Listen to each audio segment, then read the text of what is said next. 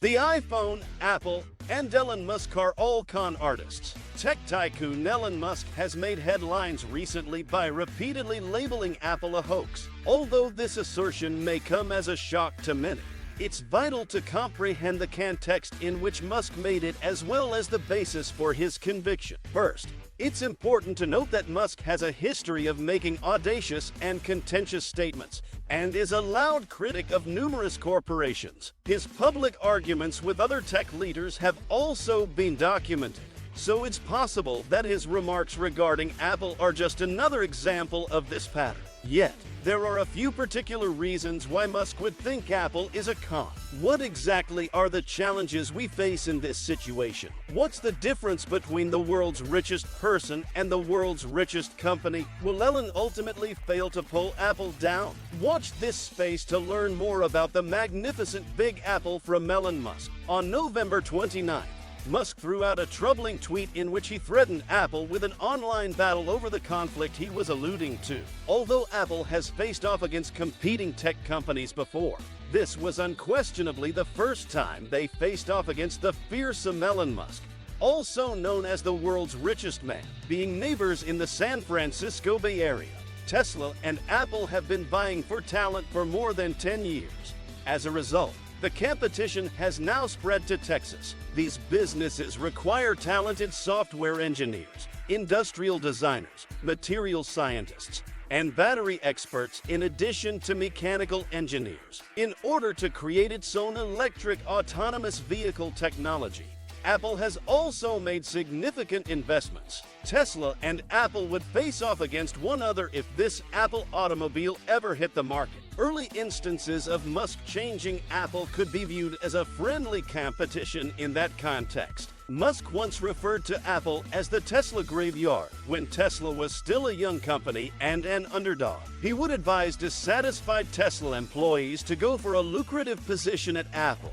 According to several former Tesla employees who spoke with CNBC internally, in a later public interview, he brought up the subject and claimed that Apple had hired Tesla employees who had been let go. In 2018, several former Tesla workers, some of whom were fired, as well as some who merely left the company, ended up working for Apple. The North American PR staff for the EV manufacturer at the time informed CNBC that Tesla was on a difficult path. "We have 100 times smaller budget than Apple. Thus, it stands to reason that they may charge more." Doug Field, who started at Apple, left for Tesla, and then returned to Apple, was one of the most noteworthy individuals to flip sides. He now works for Ford, a company that directly competes with Tesla. On a Tesla earnings call last summer, Musk discussed some of his issues with the way Apple conducts business, and even though he was careful not to mention the business right away, he began by condemning the quantity of cobalt, a material associated with violations of human rights that Apple uses to create the batteries for their gadgets. Musk promised to completely stop using cobalt in the manufacture of Tesla in 2018. Tesla has switched a sizable part of its vehicles to an LFP, or lithium iron phosphate, battery type. The need for cobalt cannot, however, be fully eradicated. But Epic Games was where it all began. Before Facebook and Twitter even existed, there was Epic Games. Understanding the dispute between Apple and Epic Games will make it clearer why Elon Musk referred to Apple and its goods as a swindle. Elon Musk's statement regarding Apple's oppressive 30% tax also sets the tone for any errors in relation to other tech companies. Yet this is merely the beginning. The conflict is more complex and contentious than thought, as you may have already deduced. The actual dispute between Zuckerberg and Cook started because of Facebook's reliance on targeted advertising at a time when Apple was very strict about user and software privacy. This is one of the main reasons Apple has a closed environment and hence presents less hazards than Android does. Facebook, which had previously collaborated with HTC to develop the Facebook phone,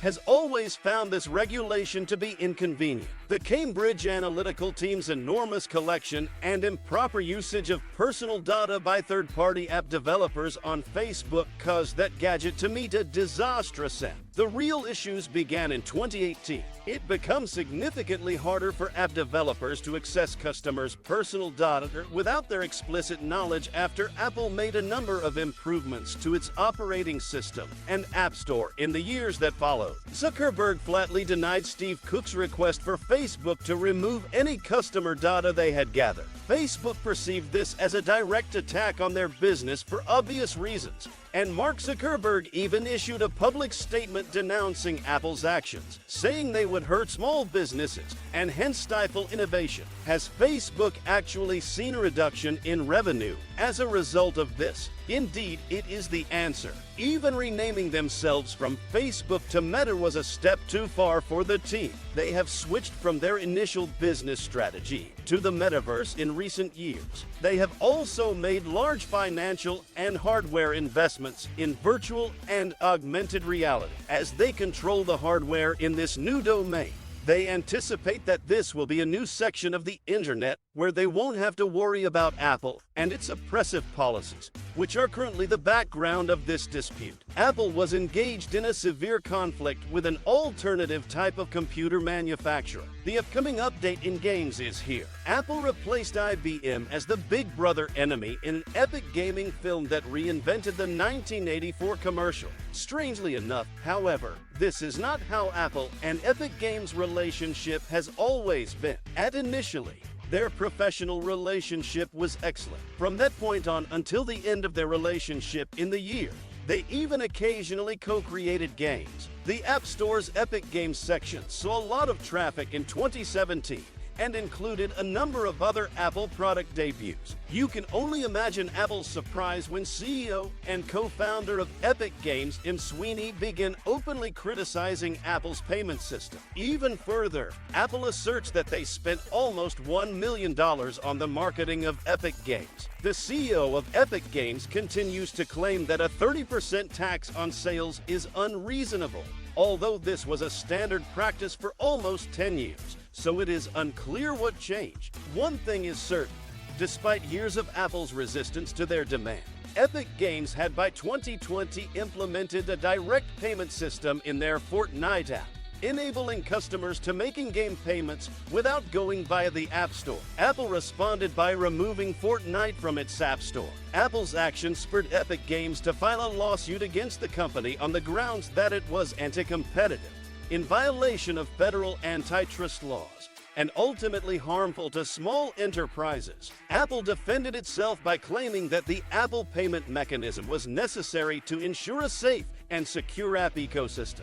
But the damage had already been done to Apple's reputation. The fact that Epic Games ultimately lost the case was stunning. The legitimacy of the 30% tax was being questioned in the public's eyes at that point, and Elon Musk joined the conversation. Elon had never been one of Apple's biggest fans, as every developer outside of Google began to question why they had been paying Apple so much and if they should continue to do so following the demise of Steve Jobs. He has been observed repeatedly criticizing the company's business practices and the item's lack of innovation. He has always been vocal and harshly critical of the business. His primary platform for airing his complaints and criticism has been Twitter. But despite everything, he has never actually engaged Apple in battle. He has never had a compelling cause to do so, until he purchased Twitter. That is the messiest and most widely shared corporate deal of the decade. What started as a joke became into a legal battle that lasted almost a full year. Elon Musk has publicly criticized Apple for discontinuing its social media platform advertising by saying that Apple detested free speech.